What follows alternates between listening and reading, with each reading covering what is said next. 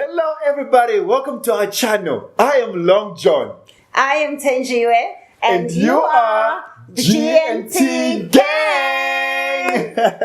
Thank you so much guys for tuning in to our channel. And thank you for the love that you guys have been showing us. We appreciate everything, the comments, we love them. We always try to reply to each and every comment. And as you have seen from the title, this is not a clickbait. Yes. This video is actually about how he paid Lobola. That's a tough topic. For those of you who might not know what Lobola is bride price. In our culture, and especially in Southern Africa, it's very, very important that bride price is paid. So that's what makes you a woman. You could be married for 105 years. If Lobola was not paid, you are still regarded as single. So which you can have means, your ring and your marriage certificates. But Lobola! Ha! Yes, which means that if you're a man, you have to buy a ring and Lobola on top of that. We do it twice. Because for us it's both important. White wedding and African wedding. Hey, yeah. it's tough. So, as you guys know, we've been engaged for a while.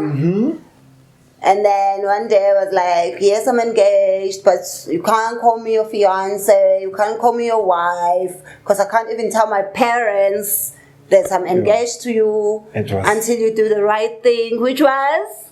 Pay the Lobola. So I had to make a plan. I made a plan to pay that Lobola. Yeah. It was not easy. I worked all the hours. I wasn't sleeping. That's how you show me love. You know, chakalaka. Yeah, you know, money has always been very important in our culture. It's very important. So, because of now, traditionally, Lobola is 12 cows, but they reduce cows based on the number of children that you've had. And because I already have 7 children from my previous relationships, John only had to pay 5 or 4. Exactly. Yeah. So what happened is he wrote a letter to my family, and when they received the letter, they gave him a date to come and bring the Lobola. I carried that Lobola. Hey, that money. Hey, it was a lot of money. And obviously there's going to be negotiations, and his people try to negotiate, but when they got to like 13,000, my uncle was at 10,000, and that's the last price. Hey, it was tough. That negotiation was so intense.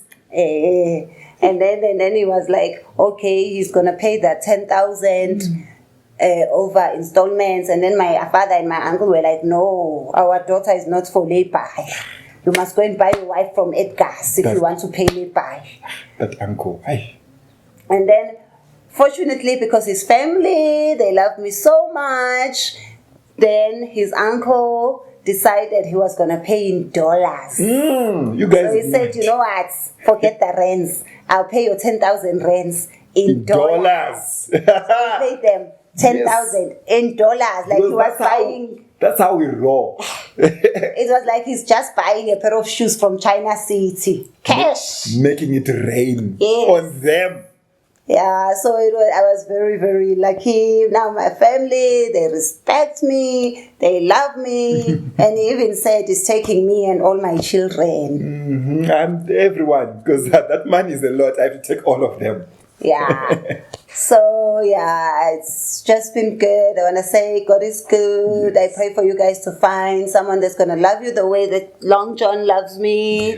And I hope that you guys, when you do find your Long John, is just as long as my Long John. Thenjiwe, where are my shoes?